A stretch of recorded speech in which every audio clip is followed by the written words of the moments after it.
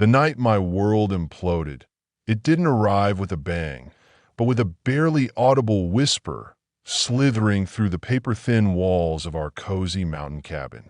It was late, the kind of late when the house settled into a deep, peaceful quiet, broken only by the hum of the refrigerator. I, Arthur Maxwell, was hunched over intricate blueprints for the Grand Serenity Ridge Estates project, the glow of my desk lamp the only illumination.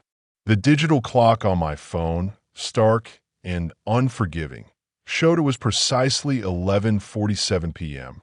Then, from the kitchen, Penelope's voice, a familiar melody, yet now laced with a chilling sweetness, drifted to me.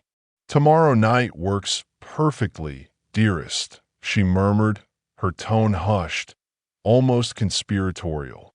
"Arthur's building another house on Oakhaven Drive, and the kids have soccer practice until late. We'll have the whole evening to ourselves." My pencil, poised over a meticulous detail, froze, then clattered onto the pristine desk. Arthur Maxwell. That's my name. The silent irony twisted in my gut. An invisible hand seemed to grip my throat, suffocating me. "I can't wait to get out of this prison," Penelope continued, her voice now a venomous hiss.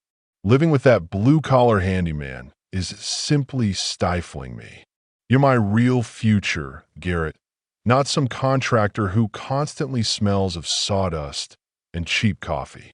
A glacial tide washed over me, my blood turning to liquid ice within my veins.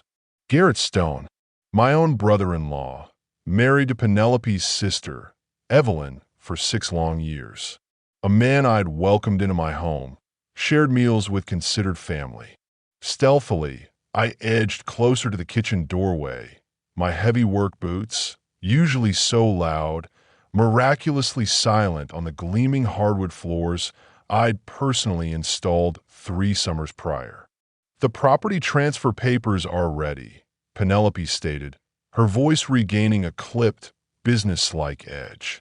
"Once Arthur signs them over, believing it's for the business expansion, we can liquidate everything, every last asset, and simply vanish. He'll never see it coming. He's far too trusting, too absorbed in his little projects." The line went silent, a pregnant pause hanging heavy in the air, broken only by Garrett's low, triumphant chuckle echoing through the phone speaker. "God, you're utterly brilliant," he purred, his voice shockingly clear, devoid of static. "That cabin lot alone, darling, is worth at least $300,000. Add in his equipment, his contracts, his entire client base, we're easily looking at 7 figures effortlessly." My hands, involuntary, clenched into rigid fists, my knuckles white with suppressed fury. 7 years of marriage. 2 beautiful children. 15 painstaking years building my construction business from nothing but sheer grit and determination. Every late night, every early morning, every sacrifice. All of it reduced to mere numbers, cold calculations in their depraved scheme. Just currency in their treacherous game. "I have to go," Penelope whispered, her tone suddenly urgent. "He's still awake, agonizing over those stupid drawings." The call ended with a soft click. I heard her light footsteps retreating from the kitchen, ascending the stairs. She was likely heading to check on Lily and Noah, our children, the innocent souls she was so casually planning to abandon, to cast aside without a second thought. I slipped back to my desk, my movements automatic, mechanical.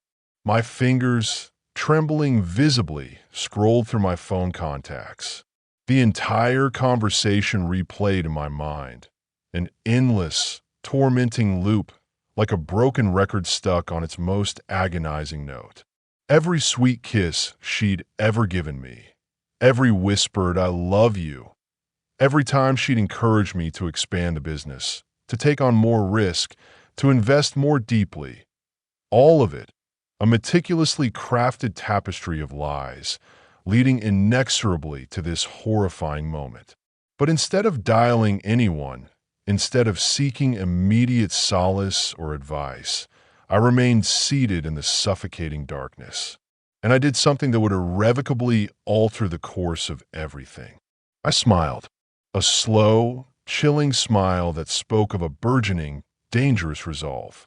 The next morning, sharp at 7 a.m., a soft rap echoed on my front door. It was Evelyn, Penelope's quiet, unassuming sister. Her mascara, usually so perfectly applied, was streaked down her cheeks, a telltale sign of a sleepless night and copious tears. A duffel bag, packed and ready, clutched tightly in her hand, spoke volumes of her distress. "Arthur," she managed, her voice hoarse, almost breaking. "I need to ask you something." She stepped into my sun-drenched kitchen, her eyes wide, pleading. "And I need you to be completely, brutally honest." Penelope was still upstairs, the sounds of her cheerful chatter filtering down as she got Lily and Noah ready for school. I silently poured Evelyn a mug of freshly brewed coffee, its comforting aroma doing little to ease the tension, and waited. Is Garrett cheating on me? The question hung suspended between us, thick and acrid, like a cloud of smoke. Evelyn Stone had always been the quieter sister. Her dark, thoughtful brunette hair was a stark contrast to Penelope's bright, impulsive blonde. She worked diligently as a paralegal in the downtown district, a meticulous and orderly person who, until this moment, had never been the source of any drama. "What makes you think that?" I asked carefully, my voice measured, betraying none of my own internal turmoil. "He's been staying out until past midnight, Arthur," she explained, her voice gaining a desperate urgency. "Claiming business meetings. And his phone, it's always face down, always guarded. Yesterday, I stumbled upon a receipt for dinner at the Venetian Bistro, a place we've never, ever been to together." She swiped at her eyes, futilely trying to stem the flow of tears. "And there's something else." She reached into her purse, her fingers fumbling, and pulled out a small, exquisite velvet jewelry box. "I found this," she whispered, her voice barely audible, "in his glove compartment. It's definitely not mine." Inside, nestled on a silken cushion, was a single, dazzling diamond earring. Expensive, opulent, the exact kind Penelope had been coveting and hinting about for months. My coffee mug, suddenly heavy and unwieldy, nearly slipped from my trembling grip. "Evelyn," I said slowly, the weight of the words pressing down on me. "I think we desperately need to talk, but absolutely not here." 20 minutes later, we sat in the quiet solitude of my pickup truck, perched high at the scenic overlook above the sprawling town. Below us, the morning fog, a soft, ethereal blanket, began its slow, deliberate roll through the awakening valley. Lily and Noah were safely at school, oblivious. Penelope, as planned, was off to her yoga class, equally oblivious to the trap slowly closing around her. Last night, I began, my voice flat, devoid of emotion. I overheard Penelope on the phone. She was talking to Garrett.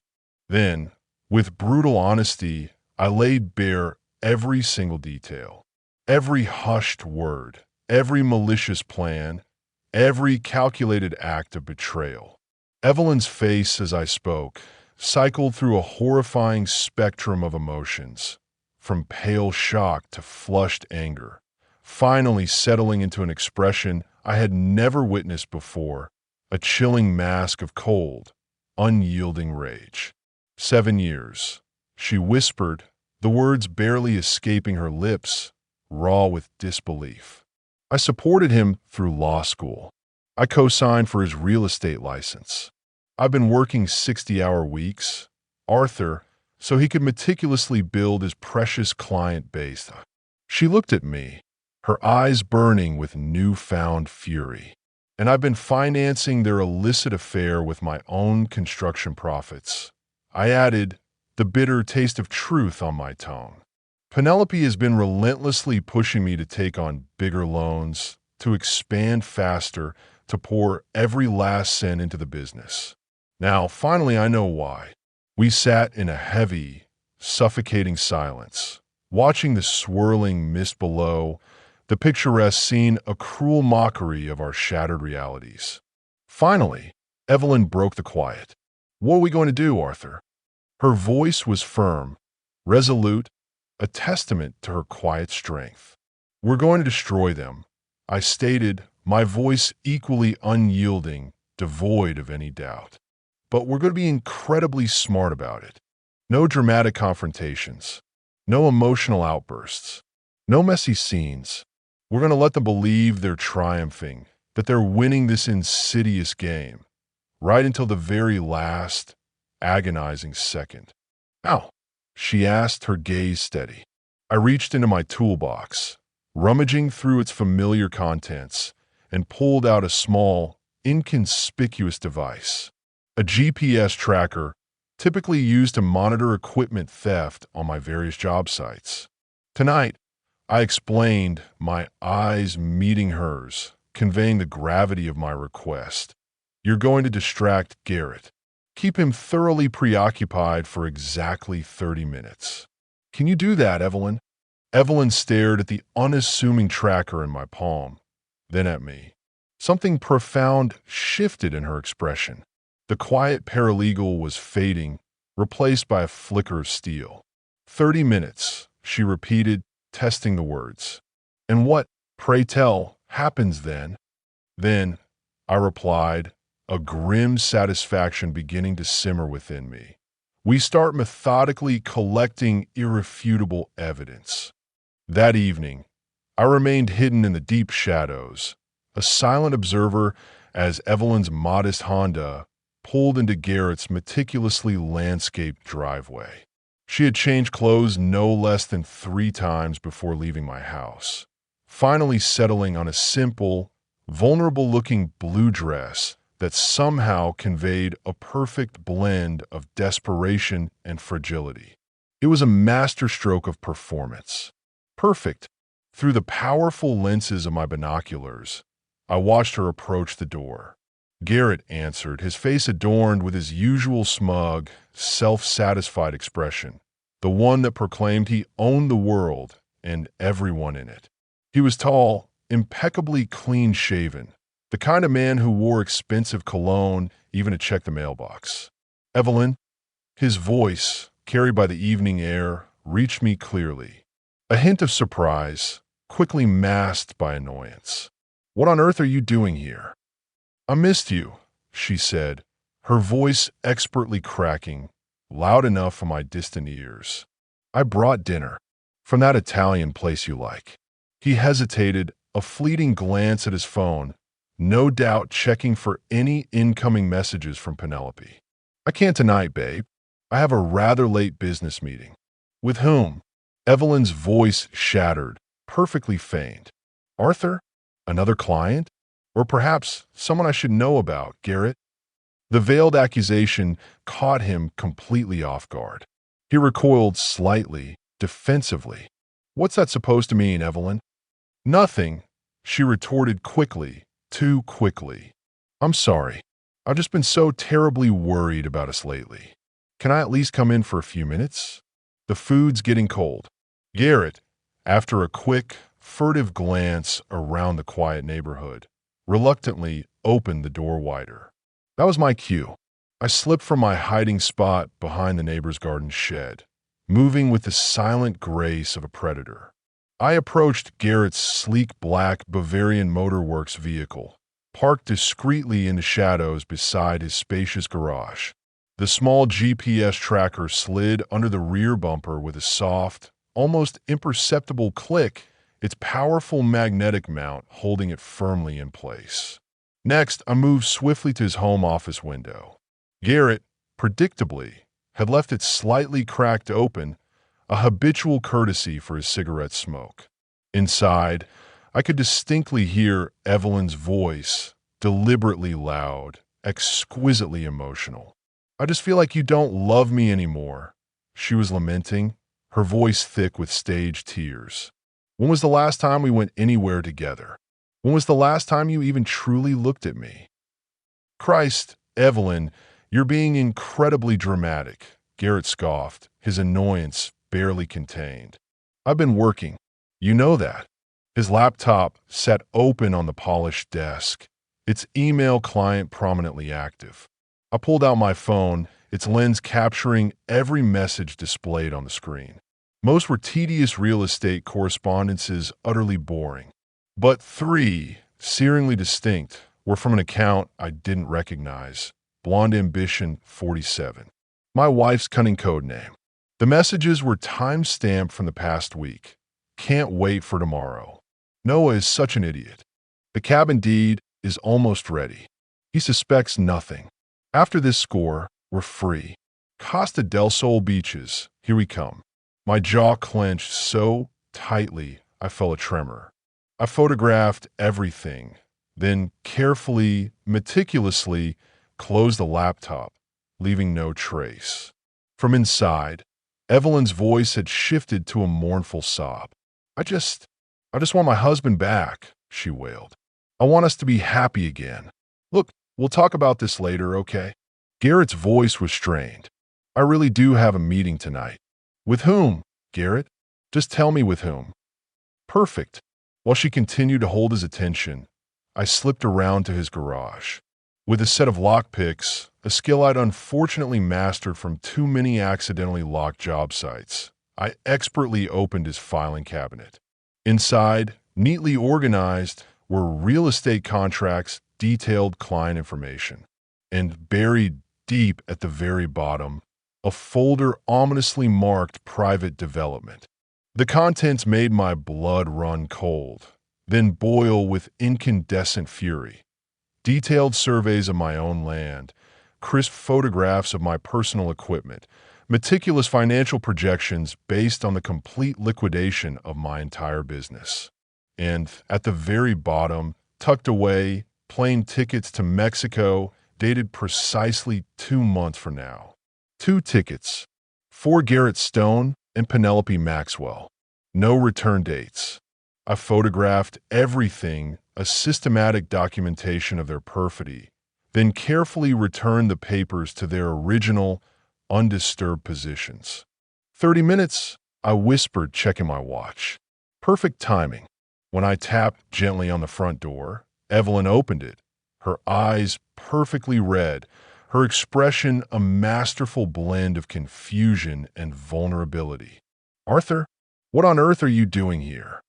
Looking for my wife, I stated, stepping inside, my voice calm, controlled. Penelope said she was visiting her sister tonight. Garrett emerged from the kitchen, his shirt slightly wrinkled, his face flushed with annoyance.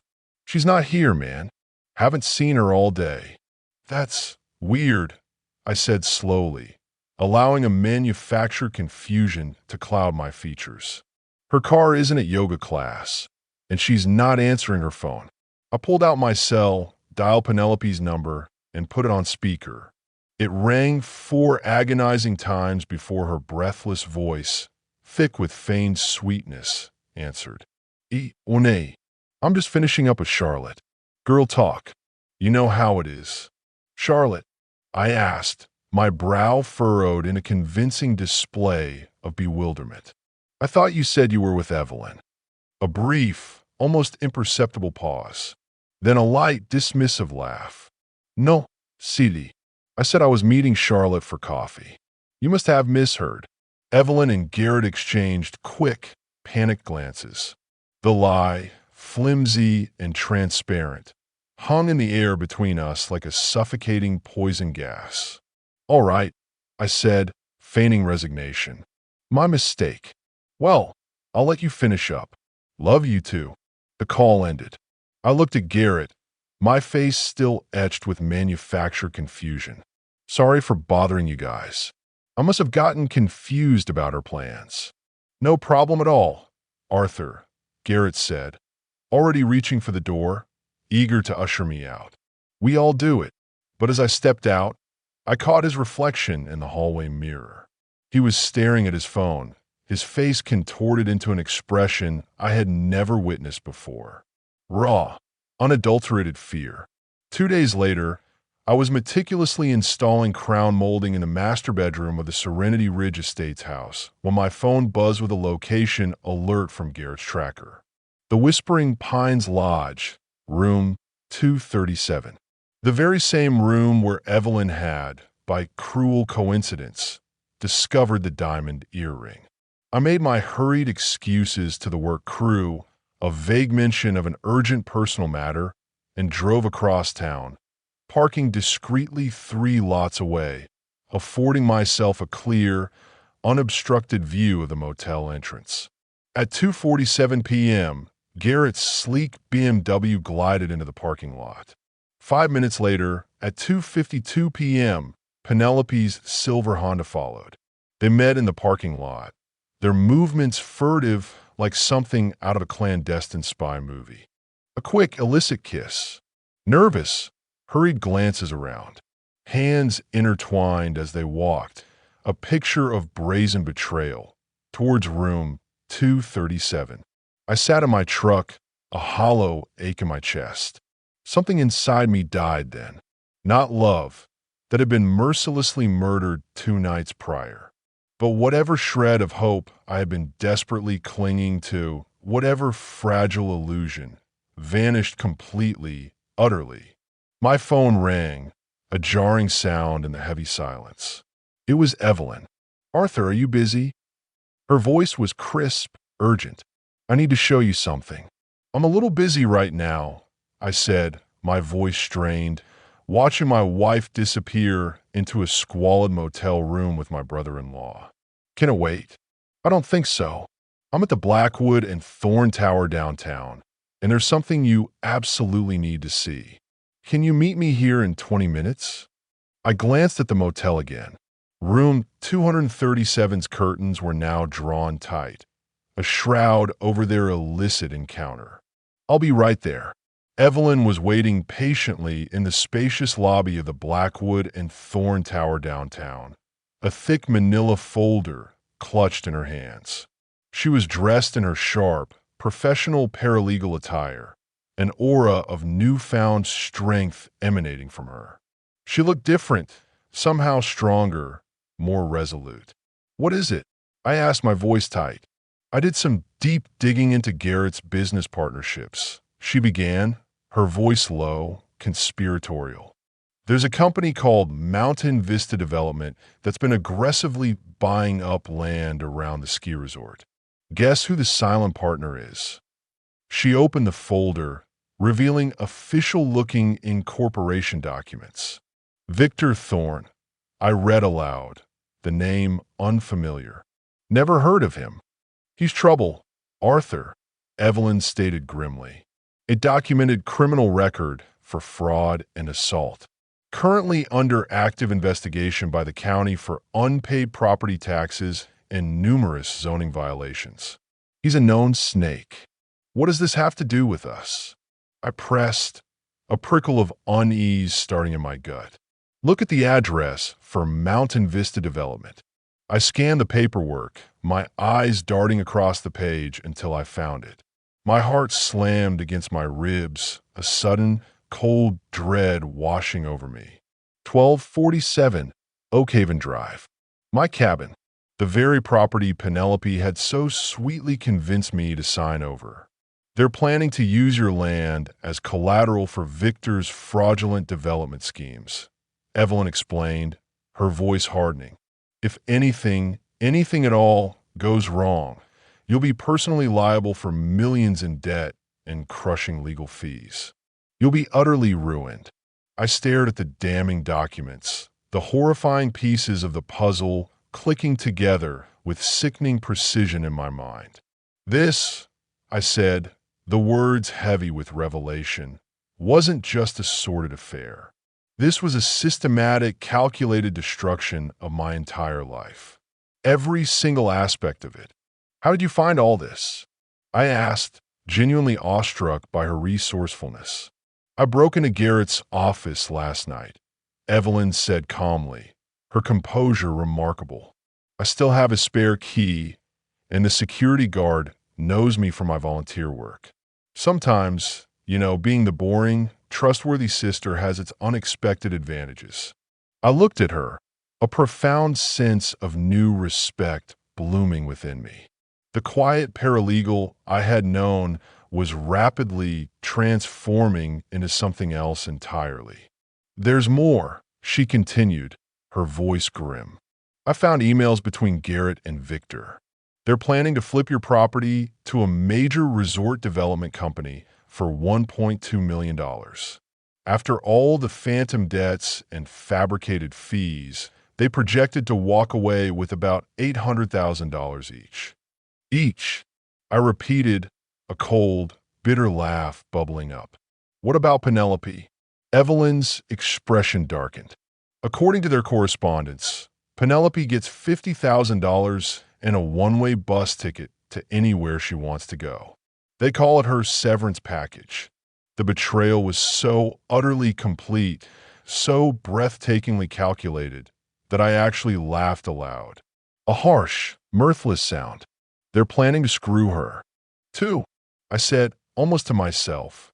Looks like it, Evelyn replied, a flicker of satisfaction in her eyes, though I doubt she knows that yet. She probably believes she's riding off into the sunset with him. We sat in a stunned silence, processing the sheer magnitude of what we had uncovered, the depths of their depravity. Finally, I spoke, my voice regaining its steel.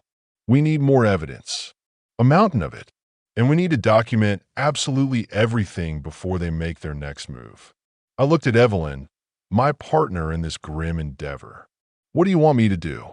I thought about it, a dangerous plan beginning to coalesce in my mind. Penelope and Garrett believed themselves so clever, so utterly untouchable. It was time to shatter that illusion. Can you somehow get me copies of everything in Garrett's office? All the contracts, every single email, all the financial projections, especially the ones involving Victor Thorne's development schemes? Probably, she conceded, a hint of weariness in her voice. But it might take a few covert trips. Then we start tonight. I declared, my resolve hardening. Over the next intense week, Evelyn and I became partners in the truest, most profound sense of the word. She would expertly create clever, believable distractions while I gathered crucial intelligence. I would provide impeccable cover while she meticulously copied damning documents. We moved with the seamless synchronicity of a team that had been working together for years, our individual strengths complementing each other perfectly. The sheer volume of evidence we collected was staggering, an undeniable testament to their extensive criminal enterprise. Garrett and Victor had been meticulously planning this elaborate scheme for no less than 8 months. They had ruthlessly researched my business, my assets, my financial vulnerabilities, even my family situation. They knew precisely how much debt I could absorb before total bankruptcy, exactly which properties would be most valuable to flip, exactly how to manipulate Penelope into unknowingly manipulating me. But they had made one crucial, fatal mistake. They had gravely underestimated both of us. On Friday evening, I was ostensibly scheduled to meet Penelope at the Venetian Bistro for what she had charmingly called a romantic dinner. Instead, I was parked discreetly outside the restaurant, a silent, unseen witness, watching her and Garrett seated intimately at a corner table, their hands intertwined across the crisp white tablecloth. Her head was thrown back in peals of laughter at something he had whispered. My phone buzzed with an incoming text from her. "Running late, honey.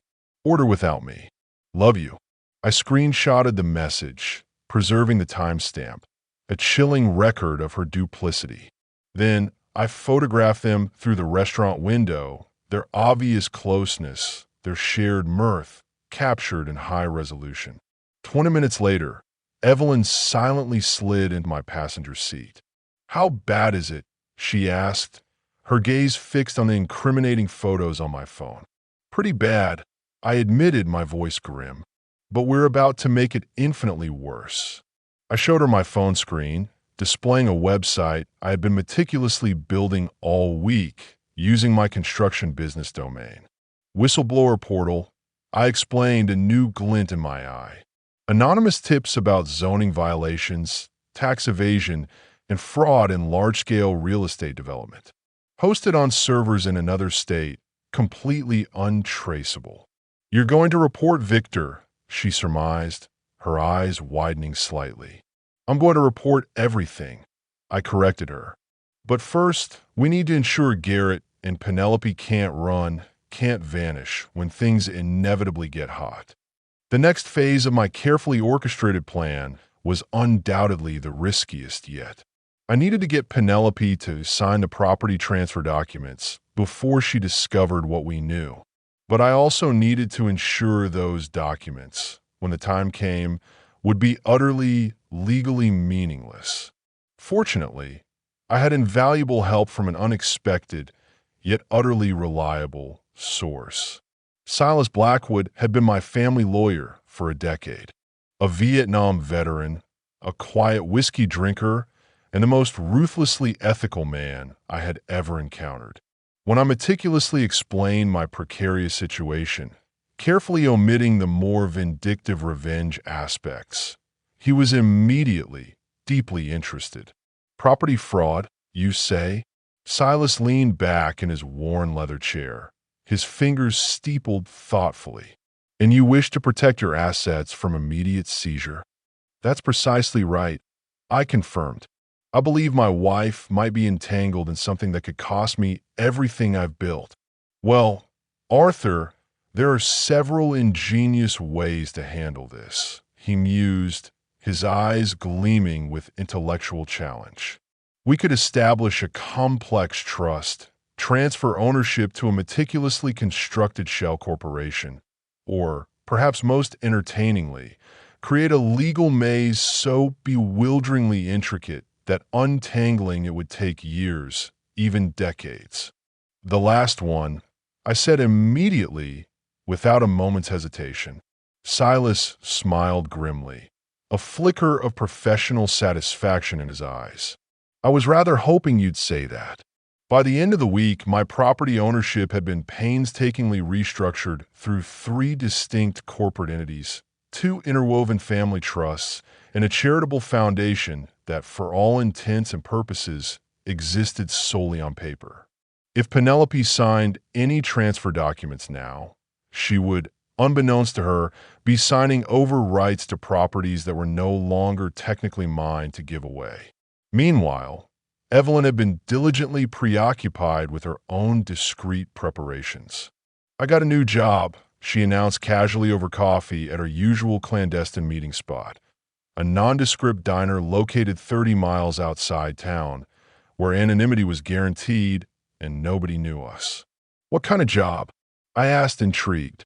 Legal secretary at the county prosecutor's office, she replied, stirring sugar into her coffee. Starts Monday. Ich sehe daher, genuinely impressed. How on earth did you manage that, Evelyn? I've been volunteering there for 2 years, she explained, her voice quiet but firm, helping with domestic violence cases. When a position finally opened up, they offered it to me immediately. Having direct access to prosecution files, she added, her eyes meeting mine, a spark of resolve in them, might prove exceedingly useful in the coming weeks. Evelyn, you could get into serious trouble for that. I cautioned, a flicker of concern. I'm already in serious trouble, Arthur, she said calmly, her voice devoid of emotion. My husband is planning to steal my house, drain my bank accounts, and disappear to Mexico with my own sister. I think a little career advancement is perfectly justified, wouldn't you agree? I had to admit, she had an undeniable point. The break, the pivotal moment we had been waiting for, arrived on a quiet Tuesday afternoon in late September. I was reviewing meticulous foundation plans in my home office when Penelope walked in, carrying a thin folder and wearing her most exquisitely persuasive smile. "Honey," she purred, her voice dripping with artificial sweetness. "I need you to sign some crucial paperwork for the business expansion. It's a formality." My pulse quickened, a drumbeat of anticipation, but I meticulously kept my expression neutral, unreadable. "What kind of paperwork, dearest?" "Just property transfer stuff," she dismissed lightly, perching gracefully on the arm of my chair, a picture of domestic bliss. "Boring legal documents. Silas said it would protect our assets in case of any liability issues. It's standard procedure." The lie was so smooth, so perfectly practiced, so utterly convincing that I just almost admired her skill. "Almost. Let me take a look," I said, reaching for the folder, my fingers brushing hers in a deceptively intimate gesture. The documents, I observed, were masterfully crafted forgeries, utilizing Silas's authentic letterhead and impeccably precise legal language. To anyone without my privileged inside knowledge, they would appear completely, utterly legitimate. Penelope and Garrett had certainly done their homework.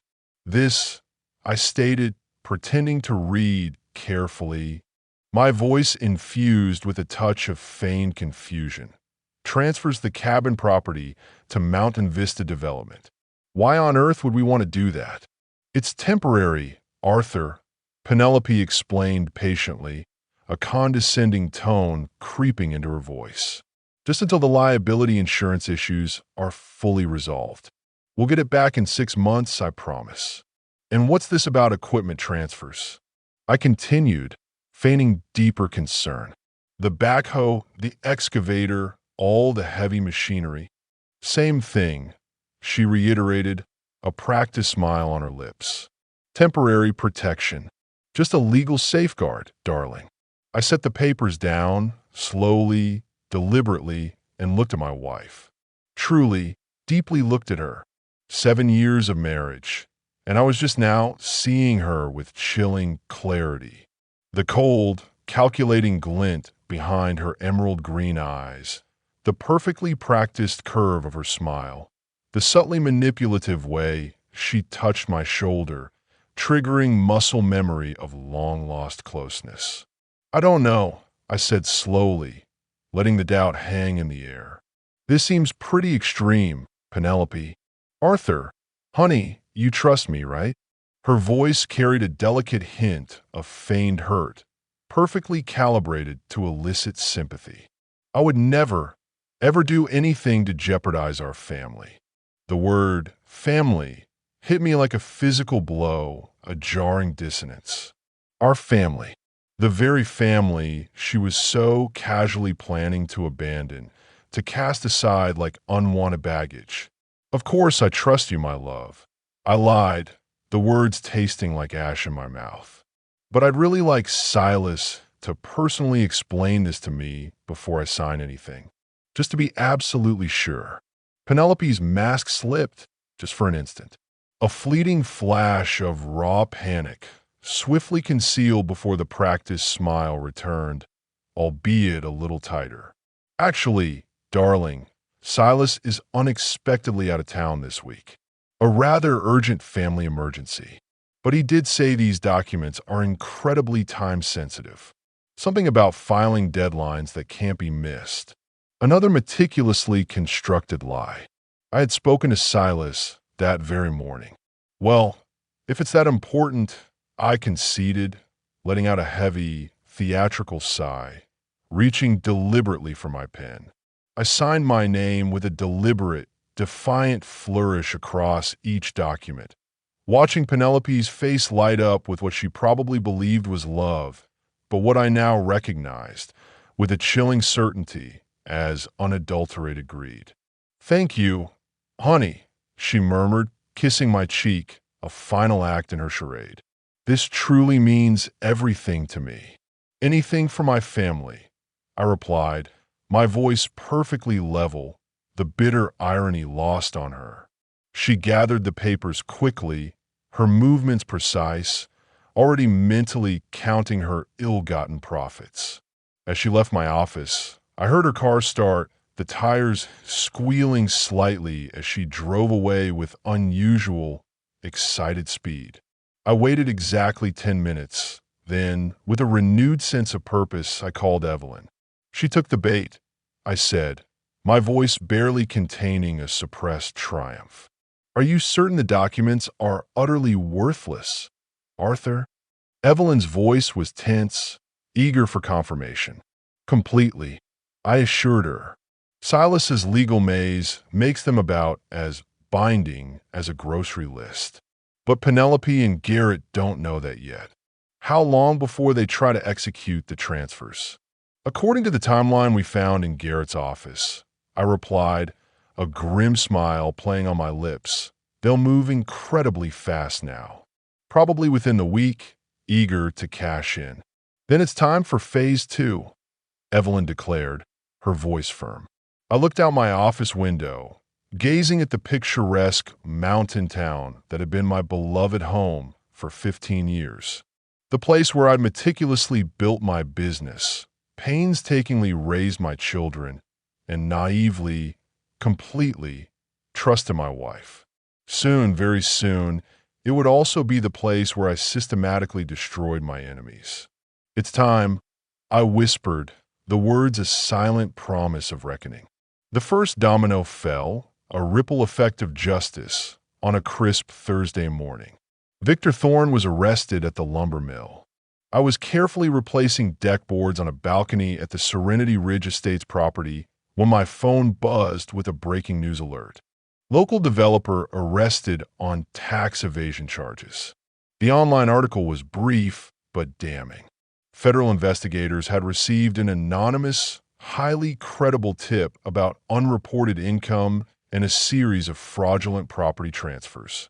Victor Thorne's offices were being raided, his accounts immediately frozen, his associates, undoubtedly, being rigorously questioned. By noon, my phone was ringing incessantly. Arthur, we urgently need to talk. Garrett's voice was tight, thin with barely controlled panic, laced with a desperation I had never heard before. Something absolutely terrible has happened. What kind of something, Garrett? I asked, feigning casual indifference. Can you meet me at the site? The cabin property? It's critically important. It can't wait. I'm working, Garrett, I replied, a subtle edge to my voice. Can it genuinely not wait?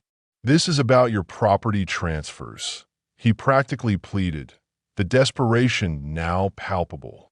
There might be complications. I smiled grimly.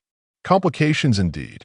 I'll be there in an hour, I said, and disconnected the call, savoring the moment.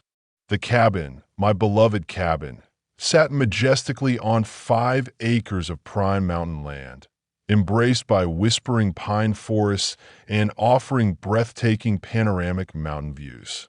I had purchased it years ago as a shrewd investment, never in my wildest nightmares imagining it would become the unwitting centerpiece of my own destruction, or indeed my wife's. Garrett was waiting impatiently in his BMW, pacing nervously outside the cabin, chain-smoking cigarettes, the air around him thick with their acrid smell. He looked haggard, like he hadn't slept in days, his usual smug composure utterly shattered. Arthur, thank God you're here, he blurted out, approaching my truck with frantic urgency. We have a serious, critical problem. What kind of problem, Garrett? I asked, my voice calm, controlled, a stark contrast to his frantic energy. Victor's been arrested, he explained, his voice low, conspiratorial, filled with terror. The feds are crawling all over Mountain Vista development. They're meticulously looking into every single property transfer, every business deal, absolutely everything he's ever touched. Okay, I said slowly, feigning a deep, pondering thought. What, precisely, does that have to do with me? Garrett stared at me as if I were speaking an alien language, his eyes wide with disbelief. Arthur, you signed ownership of this property over to Mountain Vista 3 days ago. If they're under federal investigation, you could be implicated, Arthur. As an accessory, you could be going down with him. That's ridiculous, I scoffed, carefully injecting a touch of indignant panic into my voice. Those were just temporary protection documents, insurance stuff. Penelope said so herself. No, Arthur, Garrett insisted, his voice cracking with genuine alarm. Those were ownership transfers. Permanent ones. You signed everything away. I let a perfect blend of confusion and mounting panic play across my face. What? But Penelope said what? Garrett. She said it was temporary. 6 months, just until liability issues were resolved. That's what she told me too. Garrett's face went white, a sickly pallor spreading across his features. For the very first time, he was truly seeing the devastating scope of what they had done to me. And, more importantly, what it now terrifyingly meant for him. Jesus Christ, he whispered, his voice barely audible. You don't understand.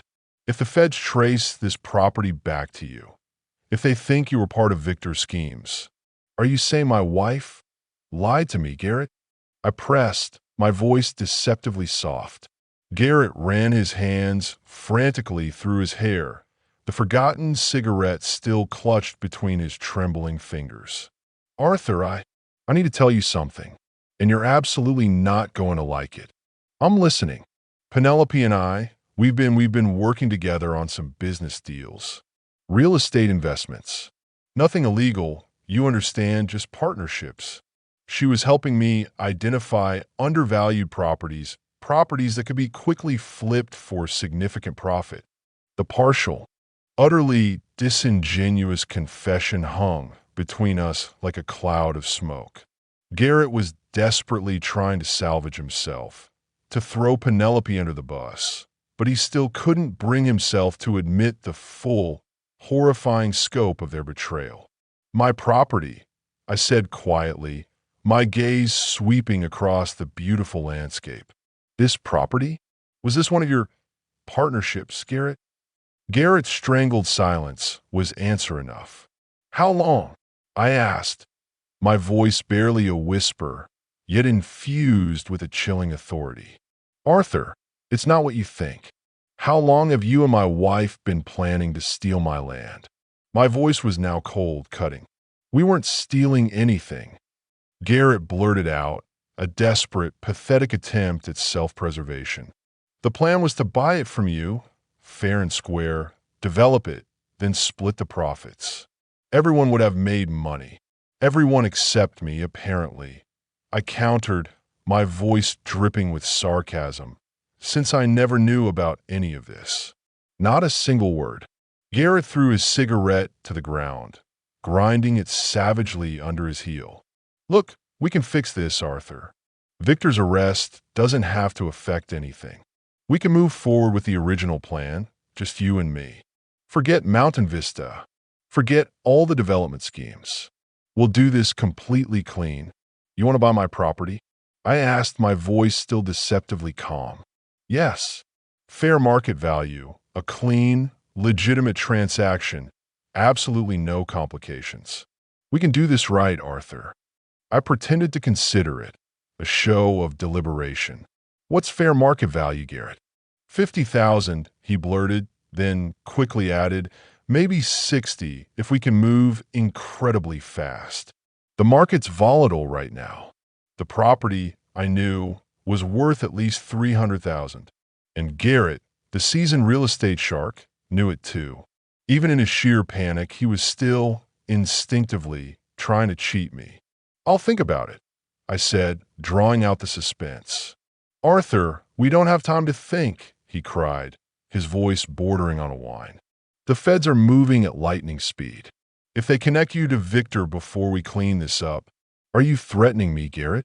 I interrupted, my voice sharp. No, I'm trying to help you. We're family, right? Brothers-in-law. I wouldn't let anything happen to you. Brothers-in-law. The man who had been sleeping with my wife, meticulously planning to steal my property and calmly preparing to frame me for federal crimes, was now shamelessly appealing to family loyalty. Right?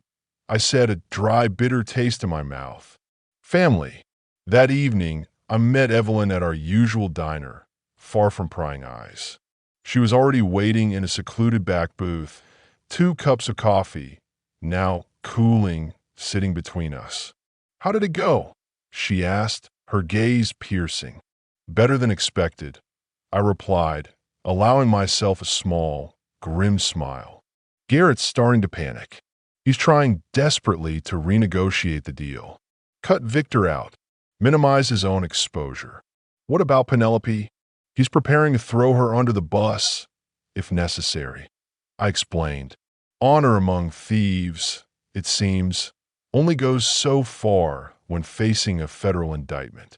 Evelyn stirred her coffee thoughtfully, her brow furrowed. "The prosecutor's office is very interested in the Victor Thorne case.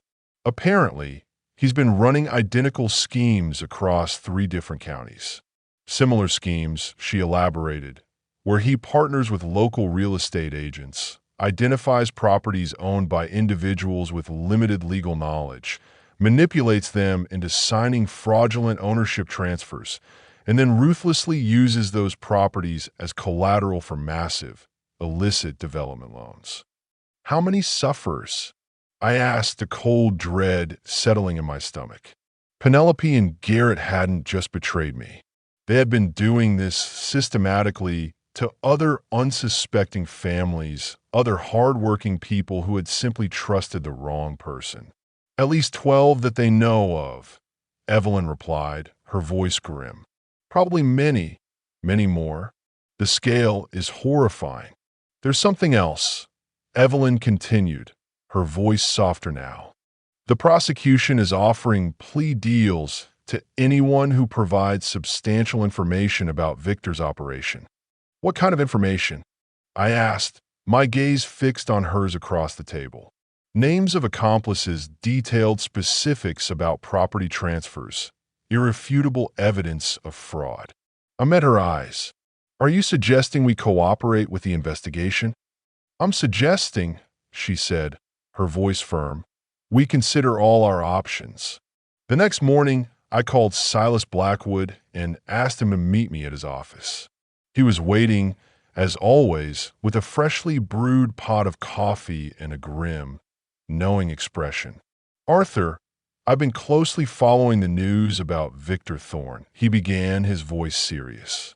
"I assume this is directly related to your property protection concerns." "It is," I confirmed, taking a seat opposite him. "And I think it's finally time you knew the complete, unvarnished truth." I then told him everything. The sordid affair, the elaborate fraud, the systematic betrayal, the expertly forged documents, the insidious plan to destroy my life. Silas listened intently, without interruption, occasionally making precise, concise notes on a legal pad. "Jesus Christ, Arthur," he said when I had finished, a rare flash of emotion crossing his stoic face. "They truly went after you with everything they had." He leaned back, his gaze fixed on the ceiling. "The crucial question now is, what exactly do we do about it?" Silas was quiet for a long, heavy moment, meticulously studying his notes. "Legally speaking, Arthur, you're in the clear," he finally declared, his voice firm. "The property restructuring we meticulously put in place makes their documents utterly meaningless. Even if they had somehow succeeded in transferring ownership, they would have been attempting to transfer rights that, quite simply, no longer existed." "What about criminal charges?" I asked, my voice low. "Against them? Fraud, conspiracy, forgery, probably a dozen other charges depending on the prosecutor's ambition," Silas listed methodically. "The prosecution would absolutely love to have your testimony, Arthur. You're a gold mine. And against me? Nothing," he stated unequivocally. "You're the victim here, Arthur, not an accomplice. You were systematically targeted and defrauded." I nodded, a profound sense of vindication beginning to settle in. "Then I think it's time I said, my resolve unshaken, to contact the authorities. Are you absolutely sure about this, Arthur? Silas asked, his gaze earnest. Once we go down this road, there's no turning back. Your marriage is unequivocally over. Your relationship with Garrett is destroyed beyond repair. Your children, they're going to find out their mother is a criminal. Are you prepared for that devastating truth? The immense weight of it settled on my shoulders like a lead cloak. Lily and Noah, 10 and 8 years old, innocent in all of this, collateral damage in their mother's twisted scheme. They loved their mother, trusted her completely, blindly. Learning the unvarnished truth would devastate them, shatter their innocent world. But living with this carefully constructed web of lies, I knew, would slowly, agonizingly destroy them. I'm sure, I said, the words firm, resolute.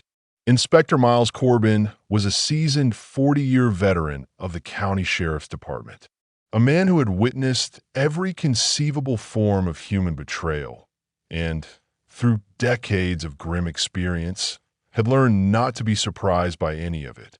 Property fraud cases are always ugly, Mr. Maxwell, he told me, his voice a gravelly monotone as we sat in his Spartan office the following Monday. But this one's particularly nasty. The sheer audacity of it. I had spent the entire weekend preparing my testimony, gathering every last document, steeling myself for the emotional and psychological ordeal that was undeniably coming. Evelyn had been an invaluable help, organizing everything with meticulous precision, her paralegal training proving indispensable in presenting the complex evidence clearly and concisely. We'll need you to wear a wire, Inspector Corbin continued, his gaze unwavering. Get them to admit their plans on tape. Without recorded confessions, this inevitably becomes a he said, she said situation easily dismissed by clever lawyers. When I asked, my voice steady, soon, our intelligence indicates they're planning to accelerate their timeline due to Victor's arrest, probably within the next few days. We need to be ready to strike. That afternoon, I returned home to find Penelope in our bedroom, her movements agitated, packing clothes into several suitcases. Going somewhere, dearest? I asked from the doorway, my voice deceptively casual. She spun around, startled, a gasp escaping her lips, then quickly relaxed when she saw it was me. Just organizing some seasonal clothes, she replied, her smile a little too bright. Getting them ready for winter storage, you know how it is. Another transparent lie. The clothes she was packing were unmistakably summer dresses, light swimwear, vacation outfits. I talked to Garrett today, I said casually, stepping into the room. He seems quite worried about the Victor Thorne situation. Who's Victor Thorne? She asked, feigning innocence, her hands stilling on the suitcase. The developer who just got arrested, I clarified patiently. Garrett says it might negatively affect our property transfers. Penelope's hands froze completely on the suitcase. I'm sure it's nothing to worry about, she mumbled, avoiding my gaze. He wants to meet with us tonight. I pressed on, ignoring her deflection. Both of us. Says there are some crucial documents we need to sign. Something about protecting ourselves from liability. Penelope resumed packing, but her movements were now jerky, overtly nervous. I can't tonight, she said, her voice strained. I have plans with Charlotte. Charlotte can wait. I countered, my voice firm. This sounds incredibly important, Penelope. Arthur, I really can't. Maybe tomorrow. Penelope. I stepped further into the room, closing the door softly behind me, sealing us in. Is there something you need to tell me? She looked up at me, and for a fleeting moment, I saw something that might have been genuine emotion flicker in her eyes. Guilt, perhaps, or more likely, fear. What do you mean about Garrett? About these business deals? About what's truly going on? The moment stretched between us, taut and brittle like a wire under unbearable tension. I could almost see her calculating, frantically weighing how much truth she could afford to reveal without completely unraveling her elaborate facade. "Arthur, there's truly nothing going on," she insisted, her voice regaining a forced composure. "Garrett is just trying to help us protect our assets. That's what family does, isn't it?" Family. That word again, a barbed hook in my throat.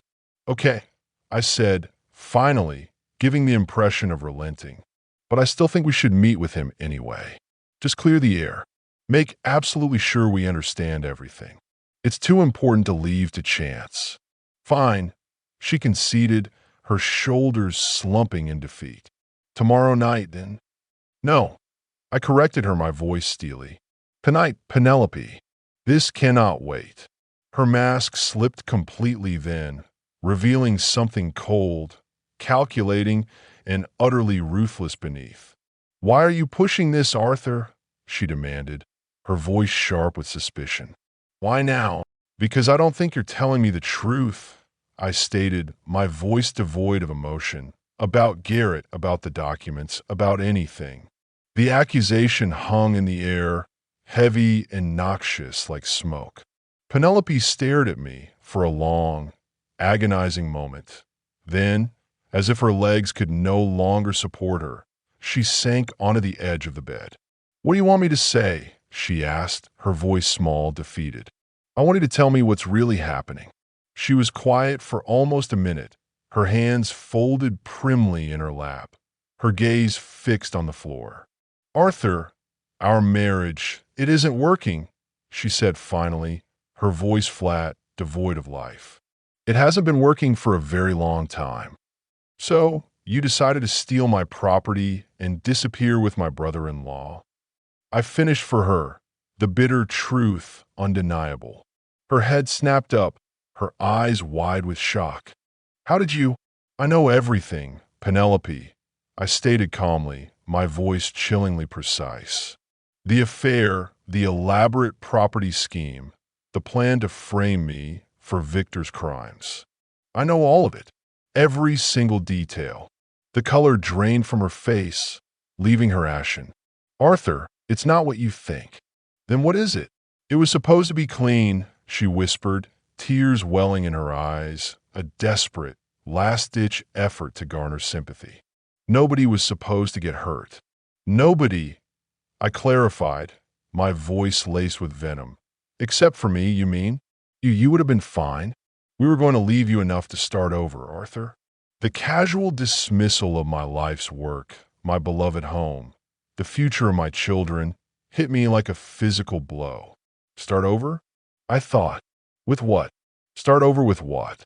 I said quietly, the anger bubbling just beneath the surface. "You were planning to take everything I ever owned." "We were going to leave you the house," she insisted, grasping at straws, "and some of the equipment. It was a generous arrangement." "How utterly generous of you," I retorted, the sarcasm biting. "What about Lily and Noah?" For the very first time, genuine, unfeigned emotion crossed her face. Pain, perhaps. Maybe even a flicker of regret. "They're better off with you," she whispered, her voice barely audible. I'm not mother material, Arthur. I never was."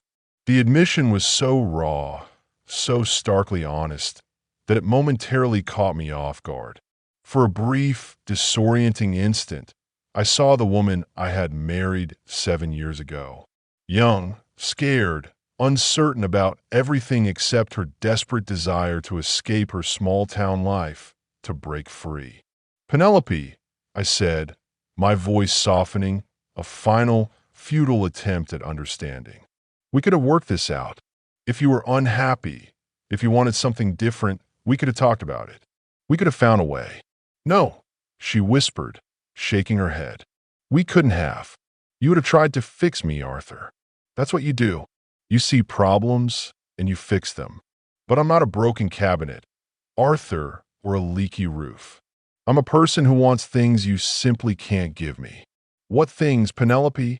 "Adventure, She listed, her voice gaining strength, excitement, money, status. She gestured around our modest, comfortable bedroom, her gesture dismissive, contemptuous. This isn't enough for me, Arthur. It never was. The honesty, though brutal, was somehow cleansing. No more lies, no more elaborate pretense. Just the stark, unvarnished truth, finally laid bare between us. So, you decided to destroy me instead of divorcing me. I stated a simple fact. It wasn't supposed to destroy you, she insisted, clinging to her delusion. Garrett said it would be clean. You'd never even know what happened. And when I found out my property was gone, I pressed. When the federal investigators inevitably came asking questions, Garrett said he could handle that. He said he had connections, powerful people who could make any problems disappear. I stared at my wife, my ex-wife, seeing her clearly for perhaps the first time in our entire marriage. She wasn't evil, not exactly. She was selfish, profoundly immature, and dangerously naive. She had allowed herself to be expertly manipulated by a man who was far smarter and infinitely more ruthless than either of them realized. Penelope, I said, delivering the final, crushing blow. Garrett was planning to betray you too. What? Her eyes widened in disbelief. I've seen the documents. After the property sale, you were slated to get $50,000 and a bus ticket to wherever you wanted to go. Garrett and Victor were going to split the rest, millions of dollars. Her face went deathly white. That's not true, she whispered, her voice barely audible. It's all documented. Bank transfers, email chains, travel reservations. 2 tickets to Mexico, both in men's names. You were never part of the long-term plan, Penelope. You were just a disposable pawn. She sank down hard onto the bed, the devastating reality of her situation finally, irrevocably, sinking in. He said we were going to be together, she whispered, her voice broken. He said after this score, we could disappear and start fresh. He lied to you, I said, my voice flat, the exact same way you lied to me. We sat in silence for a moment. The wreckage of our marriage scattered around us like debris from a catastrophic explosion. What happens now? She asked, her voice small. Now, I replied, my voice firm. You're going to help me stop him. The next evening, I sat in Inspector Corbin's unmarked car, parked discreetly in the dimly lit lot of the Venetian Bistro restaurant. A tiny wire, barely perceptible, was meticulously taped to my chest, a compact transmitter cleverly hidden in my jacket pocket. Remember, Mr. Maxwell, Corbin reiterated, his voice calm, professional. Get them to talk about the property transfers, the fake documents, the insidious plan to frame you. Be specific. We need absolute details on tape. What if they suspect something? I asked, my hand instinctively touching the wire. Then we abort immediately and find another way. Your safety is paramount, more important than the case. Inside the restaurant, Penelope and Garrett were already waiting at the same corner table where I'd photographed them a week earlier. They looked noticeably nervous, talking in hushed, urgent tones, their eyes darting frequently towards the entrance. I took a deep, fortifying breath and walked inside. Arthur. Garrett stood up, extending his hand with forced, theatrical enthusiasm. Thank you for coming. We really, truly need to sort this situation out. Penelope barely looked at me, her face pale and drawn. Our brutal conversation the night before had clearly shaken her more than I had expected. So, what's the emergency? I asked, taking my seat across from them, my gaze steady, challenging.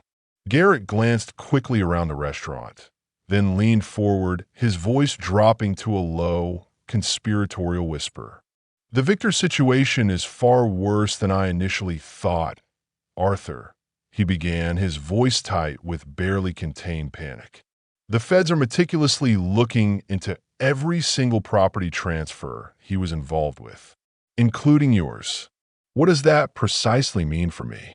I asked, play my part. It means we need to clean up the paper trail fast. Erase all connections. Ow!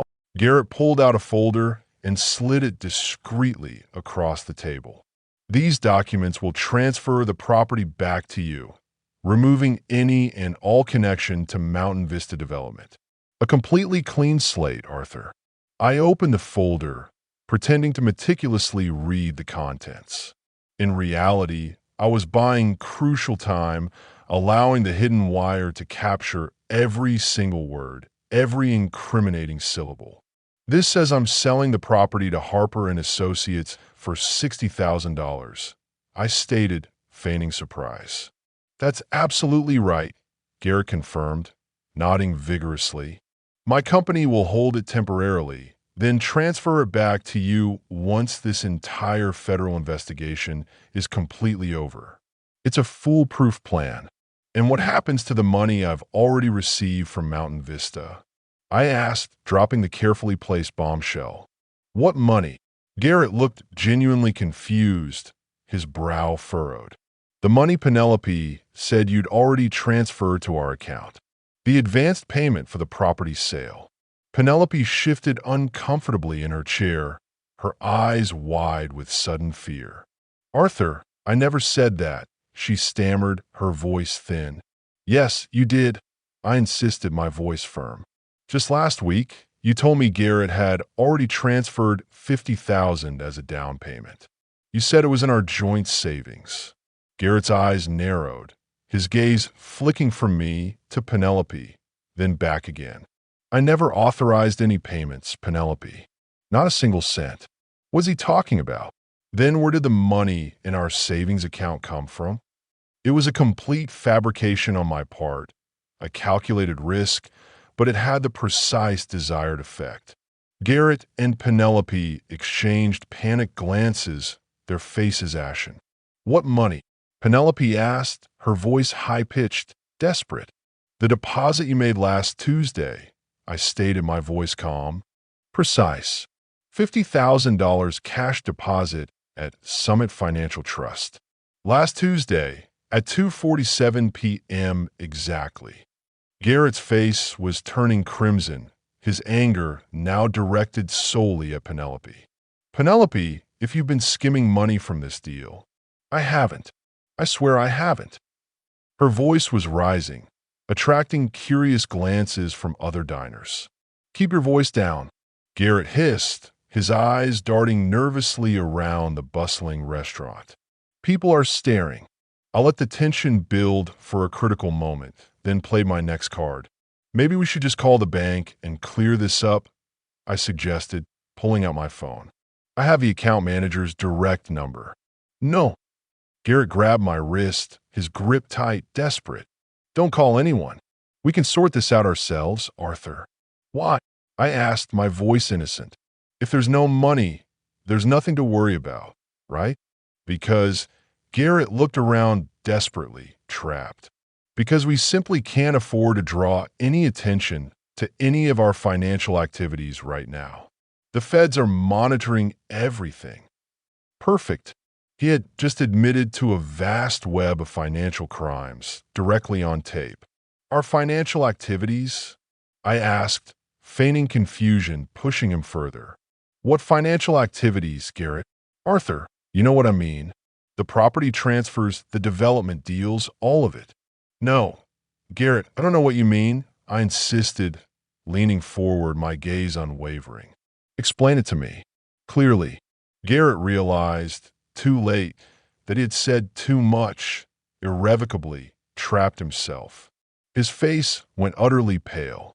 I mean, the legitimate business transactions we've been discussing, he stammered, his voice laced with terror.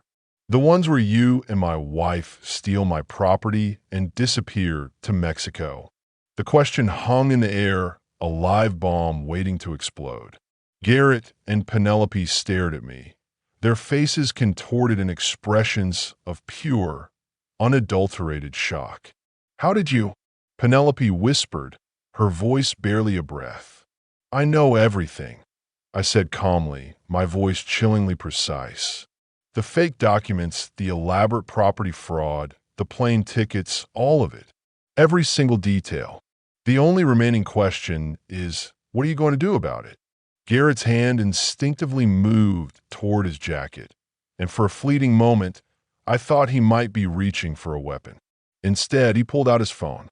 "This conversation is over," he declared, standing abruptly, his chair scraping loudly across the floor. "Sit down, Garrett." "Go to hell, Arthur." "Sit down, or I call Inspector Corbin right now," I countered, my voice sharp, authoritative. "And I'll tell him you just tried to bribe me into signing fraudulent documents." Garrett froze halfway to his feet, his face etched with agonizing indecision. "You're bluffing," he snarled, though his voice lacked conviction. I pulled out my phone, scrolled deliberately to Corbin's number, and held it up. "Want to find out?"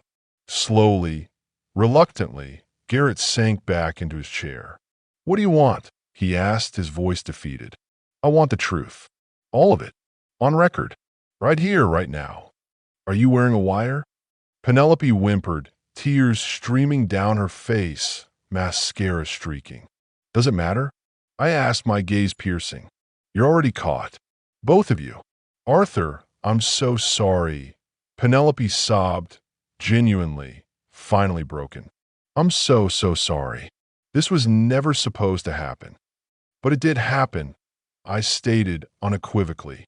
"The question now is what we do about it." "What are you offering?" Garrett asked, his voice devoid of emotion, the calculating opportunist still surfacing even in defeat. "Full cooperation with the federal investigation." I laid out, my terms precise, cold. "In exchange for reduced charges.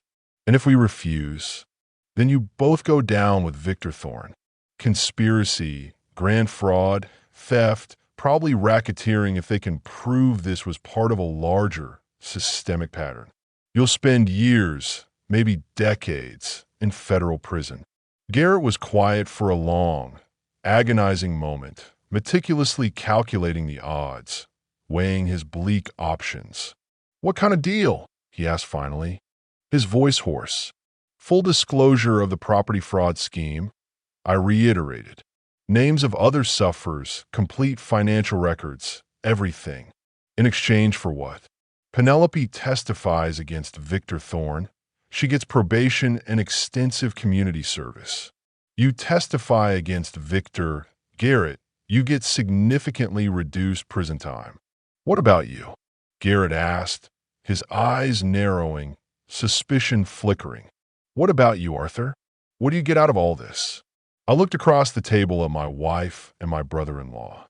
These two people who had so meticulously, so ruthlessly planned to destroy my entire life for their own selfish gain. "I get justice," I said, the word hanging in the air, cold and definitive. 3 weeks later, I stood in Inspector Corbin's office, a grim satisfaction settling in my gut, watching Garrett Stone being led away in handcuffs. He had lasted exactly 18 hours in county jail before, utterly broken, agreeing to fully cooperate with the federal investigation. 13 sufferers, Mr. Maxwell, Corbin told me, his voice flat, as we watched Garrett disappear through the reinforced glass window. Garrett and Victor had been running this elaborate scheme for over 2 years. You were simply the biggest score, the one that finally brought them down. "What happens to him now?" I asked. 5 to 7 years, probably, Corbin mused, maybe less if his comprehensive testimony helps convict some of the other major players in Victor's network. "And Penelope?" "Probation, extensive community service, restitution payments. She'll be financially ruined, absolutely destitute, but she won't do any prison time. A stroke of incredible luck, considering the depth of her involvement." I nodded, a strange feeling of anticlimax settling in. It was more mercy than they had ever planned to show me. "There's something else, Mr. Maxwell," Corbin continued, his voice grave. We found evidence that Garrett was planning to eliminate you. The words hit me like a physical blow, stealing the air from my lungs. What? Text messages between him and Victor Thorne. After the property transfer, if you had started asking too many questions, become too much of a liability, they were going to stage an accident. Make it look like you fell from a construction site, a tragic occupational hazard. I sat down heavily in the nearest chair, the weight of this new, horrifying revelation crushing me. The true scope of their betrayal, the sheer depth of their depravity, was even worse than I had ever dared to imagine. Arthur, you need to understand how incredibly close you came, Corbin stated, his voice somber. If you hadn't figured out what was happening, if you hadn't moved when you did, you'd likely be dead. And they would have gotten away with absolutely everything. That evening, I drove to Evelyn's new apartment across town. She had moved out of the house she had shared with Garrett, taking only her personal belongings, leaving everything else behind, a symbolic shedding of her old life. "How are you holding up?" I asked as she poured a glass of wine for both of us. "Better than expected," she said, offering a small, genuine smile. "It's strange, Arthur, but I feel free, like I've been holding my breath for years, and now I can finally, truly exhale. Any regrets about exposing them?" "None," she replied, her voice firm. "About wasting 6 years of my life on a man who never loved me? Plenty, but no regrets about bringing him to justice." We sat on her small balcony, the cool evening air caressing our faces, looking out over the familiar mountain valley where we had both, in our own ways, built our lives. In the distance, I could just make out the glimmering lights of the Serenity Ridge Estates development, where my crew was diligently finishing the last house. "What happens now?" Evelyn asked, her voice soft, contemplative. "I rebuild," I said, looking out at the vast expanse. "The business, my relationship with the kids, my life. Everything, from the ground up. And us." The question, soft and tentative, hung between us like a wisp of smoke, yet it held a profound weight. Over the past intense month, we had become partners in ways I had never imagined possible. A trust, deep and unbreakable, forged in the crucible of betrayal. A closeness, raw and real, born from shared pain and a mutual quest for justice. "I don't know," I said honestly, looking at her, meeting her gaze directly. "It's too soon to know anything for sure. Too much has happened." "I understand," she replied, a faint, understanding smile gracing her lips. "But I'd like to find out, Arthur, when we're both ready. I'd really like that." "I'd like that too, Evelyn." I took her hand, feeling the surprising calluses from her new demanding job, the quiet strength in her fingers. "Let's try." The divorce proceedings were swift, brutal, and unequivocally decisive. Penelope's criminal conviction made the asset division remarkably simple. She received nothing except her personal belongings and a towering mountain of legal debt. The house, the thriving business, the children, all of it remained unequivocally with me. "I want to see them," she said during our final, terse meeting at the courthouse, her voice a hollow whisper. "Lily and Noah, they're still my children, Arthur." "That's ultimately up to the court," I replied, my voice devoid of emotion. "And, more importantly, up to them. They hate me, don't they? They're confused and deeply hurt, Penelope." I corrected her, "But they don't hate you. You're their mother." "Some mother," she scoffed, a bitter laugh escaping her. "I was planning to abandon them." The admission, stark and chilling, hung between us like a raw confession. "You can change, Penelope," I said, a strange sense of detachment in my voice. "This doesn't have to define the rest of your life." "How can you say that?" she asked, her voice incredulous, raw with disbelief. "After everything I did to you?" I looked at the woman I had been married to for 7 years, the mother of my children, the person who had so cold-bloodedly planned my demise.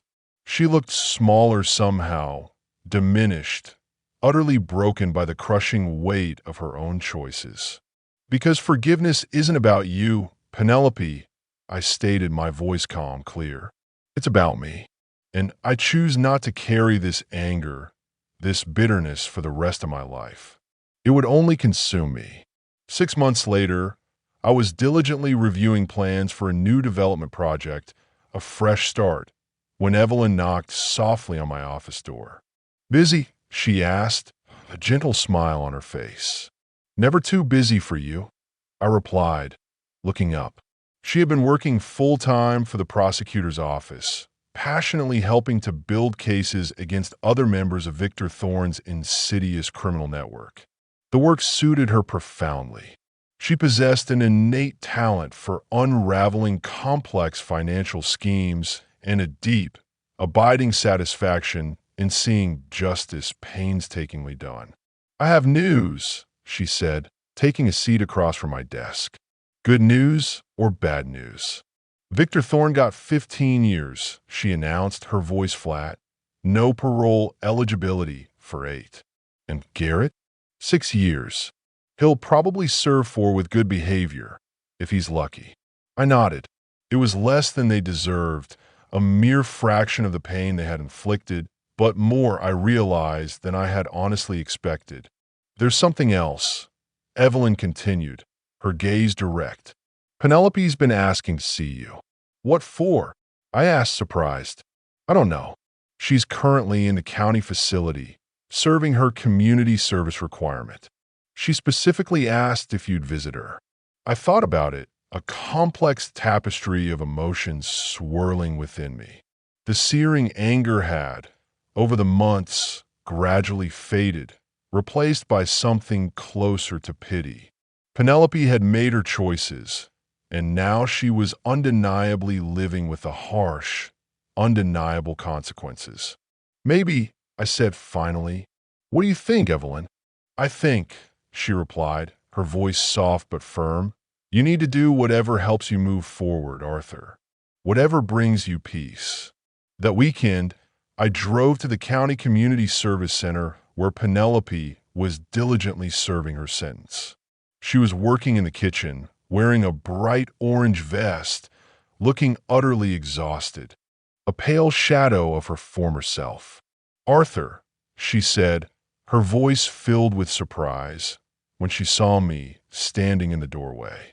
"Thank you for coming. What did you want to talk about?" I asked, my voice calm, neutral. "The kids," she said, her eyes welling up with tears. "How are they? Are they okay?" "They're okay," I replied, my voice softening slightly. "Lily's doing well in school. Noah joined Little League. He's a natural." "Do they ask about me?" she whispered, her voice barely audible. "Sometimes." "What do you tell them?" "That their mother made some incredibly bad choices," I explained, meeting her gaze. "But that doesn't mean she doesn't love them. It doesn't mean she's a bad person." Tears started in her eyes, freely flowing now. "I do love them, Arthur. I know I have a terrible way of showing it, a truly destructive way, but I do. I really do. I know." "Arthur, I need to ask you something," she said, her voice gaining a desperate urgency. "And I need you to be completely, brutally honest with me. One last time. Okay, do you think they'll ever forgive me?" I considered the question carefully, the weight of its implications. Lily and Noah were resilient children, but the betrayal had cut deep, leaving invisible scars. Learning that their own mother had planned to abandon them, that she had been willingly complicit in a scheme to destroy their father, had profoundly shaken their faith in ways that might never fully heal. "I think they'll have the chance to forgive you, Penelope," I said finally, choosing my words with care. "But that's going to depend entirely on what you do with the rest of your life." "What do you mean?" she asked, confused. "I mean, you need to become someone worth forgiving. Someone who earns that forgiveness through genuine change. After leaving the community center, I drove up to the cabin property, the beautiful land that had unwittingly started this entire nightmare. Evelyn was waiting there, sitting quietly on the deck I had meticulously built 2 summers ago, the setting sun painting the sky in hues of orange and purple. "How did it go?" she asked, her voice soft. "As well as could be expected," I replied, settling beside her, my gaze sweeping across the tranquil valley where I'd spent most of my adult life. The same towering mountains, the same ancient trees, the same boundless sky. But everything else profoundly, irrevocably had changed. "Any regrets?" Evelyn asked, her hand finding mine. "About exposing them?" "No." "About trusting them in the first place?" "Sometimes. A flicker of that naive trust, perhaps." "Trust isn't a weakness, Arthur," she asserted, her voice firm. "It's what makes us truly human. The fact that they betrayed that trust says something profoundly terrible about them, not about you." We sat in comfortable, companionable silence, watching the sun slowly dip below the jagged mountain peaks. In the distance, the first faint lights of town began to flicker on, small beacons in the gathering dusk. "I've been thinking," Evelyn said eventually, breaking the quiet. "About what?" "About us," she whispered, her voice soft. "About what happens next." She turned to face me, her eyes shining in the fading light. "And I think I'm ready to find out, Arthur. Really ready." Over the past year, Evelyn had undergone a remarkable transformation, evolving from a quiet, seemingly passive woman into someone incredibly strong, fiercely determined, and radiating quiet confidence. The betrayal had shattered her marriage, but it had also, paradoxically, freed her to become the formidable woman she was truly meant to be. "Are you sure, Evelyn?" I asked, my voice tender. "I'm sure that I want to try with you," she confirmed, her gaze unwavering. "With us." I took her hand, feeling the familiar calluses from her new demanding job, the quiet strength in her fingers, a testament to her resilience. "Then let's try," I said, and pulled her gently closer into the warmth of my embrace. 1 year after Victor Thorne's arrest, I received a phone call from Inspector Corbin. "Arthur, we need you to come down to the station," he said, his voice grave. "There's been a significant development." I found him in his office, a stack of thick files on his desk, his expression grim. "What's the problem, Inspector?" I asked, a knot forming in my stomach. "We found something in Victor Thorne's personal effects," he explained, his voice low. "Something that changes everything you thought you knew." He handed me a thick manila folder, starkly marked confidential. Inside were photographs, dozens of them meticulously organized. Pictures of families, smiling couples, unsuspecting individuals. All, I realized with a sickening jolt, suffers of the elaborate property fraud scheme. And at the very bottom of the stack, there were photographs of me. Not surveillance photos taken in public. These were different. Pictures of me diligently working on construction sites, at home in casual moments with my children, at restaurants with Penelope. Someone had been meticulously documenting my life in intimate, horrifying detail. "There are dates on the back," Inspector Corbin said, his voice flat. "This goes back 3 years, Arthur. They've been planning to target you for 3 years. Your entire life was a reconnaissance mission for them."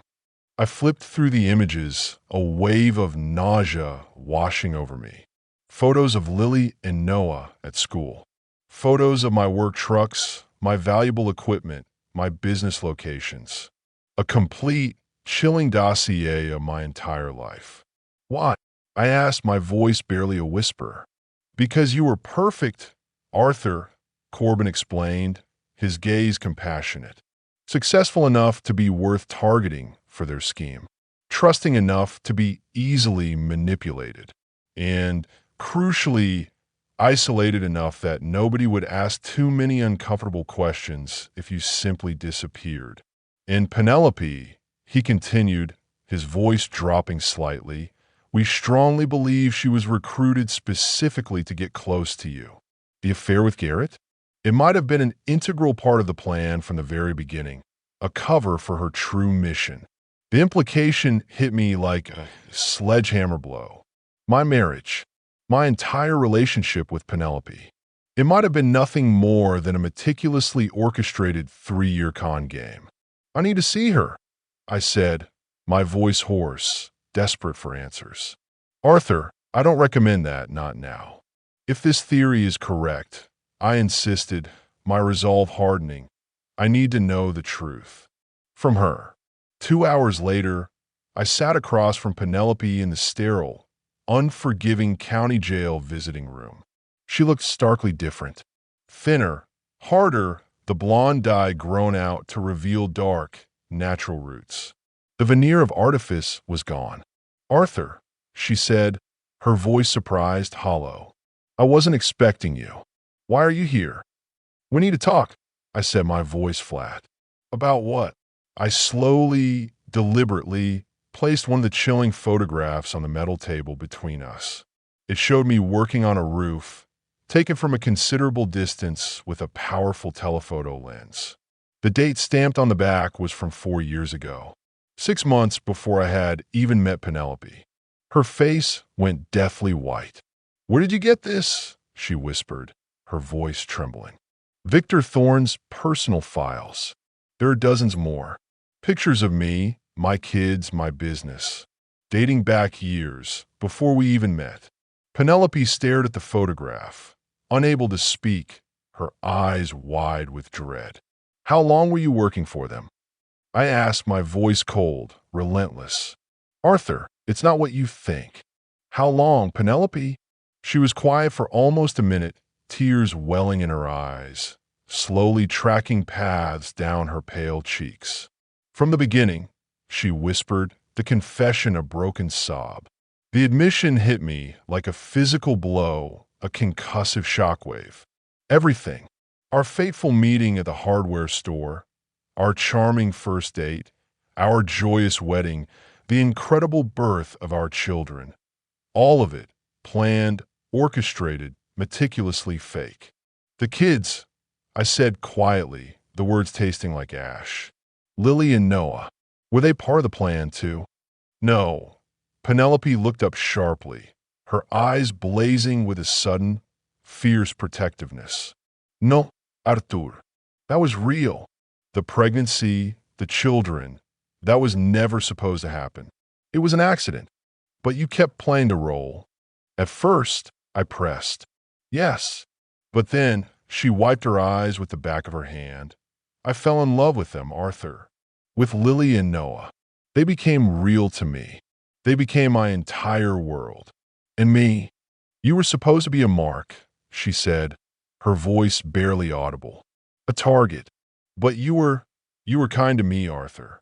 You treated me better than anyone ever had. I started to forget why I was even there. But not enough to stop. A bitter laugh escaped her lips. I tried to stop. 2 years ago, I told Victor the first wanted out. I said I'd found another way to live. A better way. What did he say? He said I was in too deep. That if I tried to leave, he'd hurt you and the children. He was serious, Arthur. He was terrifying. The pieces finally, irrevocably, fell into place. Penelope hadn't just been a willing, malicious participant in the scheme. She had been trapped in it, caught in its insidious web, just like I had. Why didn't you tell me? I asked, the question raw with a strange mix of anger and sorrow. How could I, Arthur? Hi, honey, I'm actually a criminal who was hired to seduce you and steal all your money. But now I love our children and want to go straight. How, Arthur? Do you even begin to have that conversation? I stare at my wife, my ex-wife, seeing her clearly for perhaps the first time in our complicated history. Not the monster I had imagined, not the simple victim she sometimes pretended to be, but something far more complex. A woman who had made terrible choices and then found herself trapped inextricably by them. So, when Garrett approached you about the property scheme, I surmised, you thought it was your desperate chance to get out? Yes. If we could pull off one big score, Victor would finally let me walk away. I could take the kids and disappear.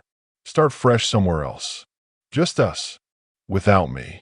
I thought you'd be safer without me, Arthur. As long as I was in your life, you'd be a target. You were always in danger. But you were planning to frame me for the whole thing, Penelope. I reminded her, the bitterness returning. You were willing to let me rot in prison. That was Garrett's idea, she insisted, a flicker of genuine panic in her eyes. I never agreed to that part. I fought him on it. I looked at the woman who had been the very center of my life for 7 years, who had borne my children, who had shared my bed while meticulously planning my destruction. Do you love me? I asked, the question catching her completely off guard. What? Do you love me? Did you ever truly love me, Penelope? Or was it all just an elaborate act, a part of the grand scheme? She was quiet for a long, painful time, staring at her hands, folded on the cold metal table. I don't know, she said finally, her voice hollow, defeated. I've been lying for so long, Arthur. I'm not even sure I know what's real anymore. It wasn't the answer I had desperately wanted, but it was perhaps the most honest thing she had ever said to me. What happens now? She asked, her gaze lifting to meet mine, a flicker of desperate hope in her eyes. Now, I said, my voice firm, you serve your sentence. You get help. You figure out who you really are, underneath all the lies, all the deception. And then maybe someday you can have a relationship with your children, one based on truth instead of a lifetime of deception. I stood to leave, then paused at the door. Penelope? Yes. For what it's worth, I said, my voice soft, I believe you love Lily and Noah. Hold on to that. It might be the only real thing you have left. 6 months later, Evelyn and I were married in a small, intimate ceremony at the cabin. Lily and Noah were there, their faces bright, along with a handful of close, trusted friends. No other family. Both of our families had, in different ways, been irrevocably fractured, even destroyed by betrayal.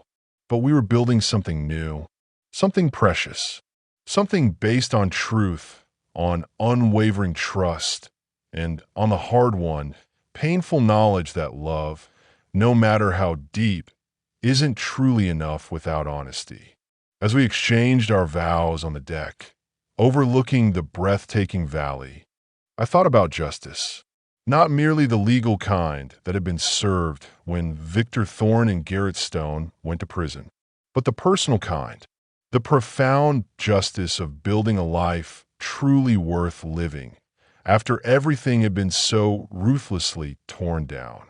Penelope was released from community service that fall.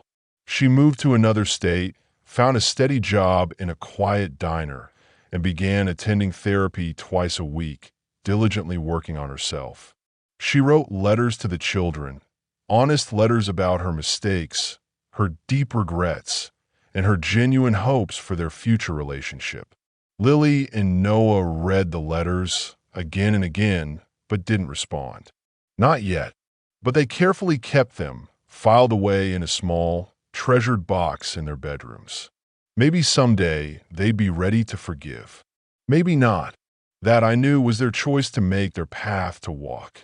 On a cold, crisp December morning, 2 years after the whole nightmare had first begun, I was working quietly in my office when the phone rang, a jarring sound in the stillness. Arthur Maxwell Construction. I answered, my voice professional.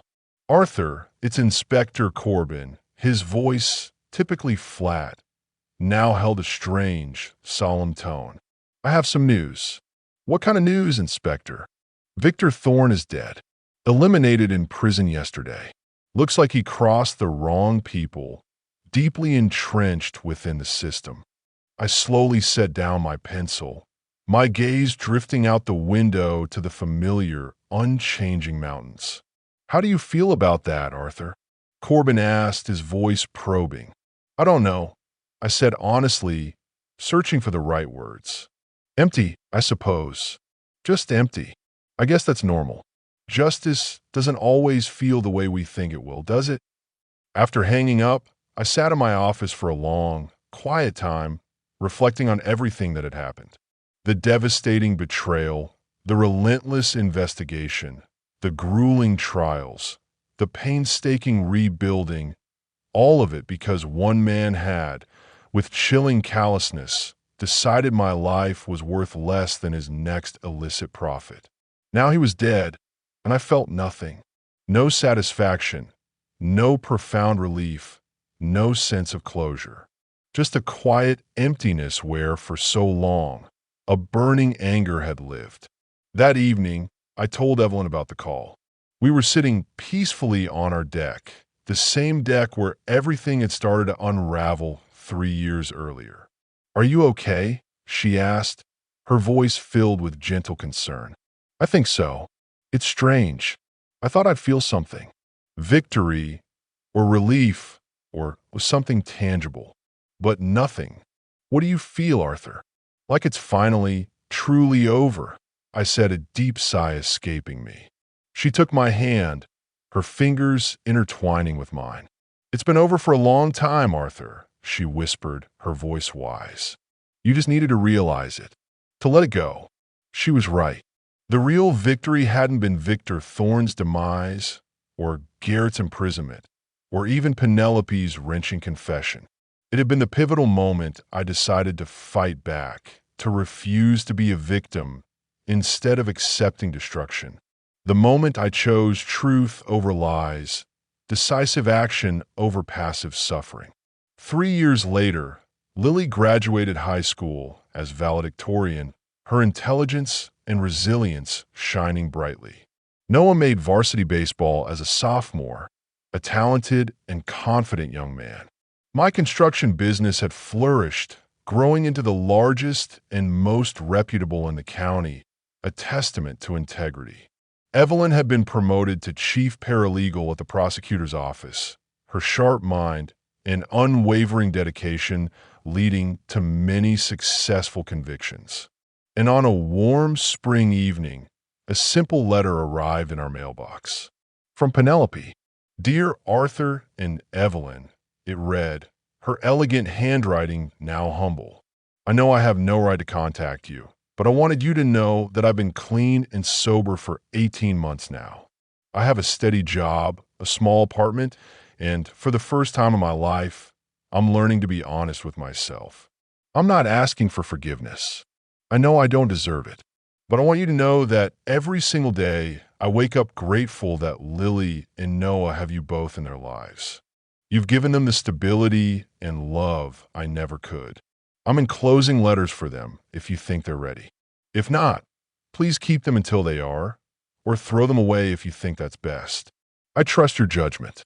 Thank you for saving my children from me, and thank you for showing me what real love looks like. Penelope." I handed the letter to Evelyn, who read it slowly, carefully, twice before speaking. "What do you think, Arthur?" she asked, her gaze soft. I said, a profound sense of peace settling over me. She's finally telling the truth. After all these years, are you going to give the letters to Lily and Noah? I looked out at the valley where I'd built my life, lost it, and built it again stronger than before, where I had learned that justice isn't merely about punishment. It's about choosing to build something better, something truly meaningful from the wreckage of betrayal. "Yes," I said, a quiet certainty in my voice. "I think they're ready." 2 weeks later, Lily knocked softly on my office door. "Dad," she said, her voice thoughtful. "I read Mom's letter, and I want to write her back." "Are you sure, sweetheart?" I asked, my heart swelling with pride. "I'm sure," she replied, her young eyes wise beyond her years. "She's still my mother, even if she made terrible choices. And you taught me that people can change, Dad, if they really want to. That night, I sat on the deck with Evelyn, watching the golden lights flicker on in the valley below, a comforting constellation.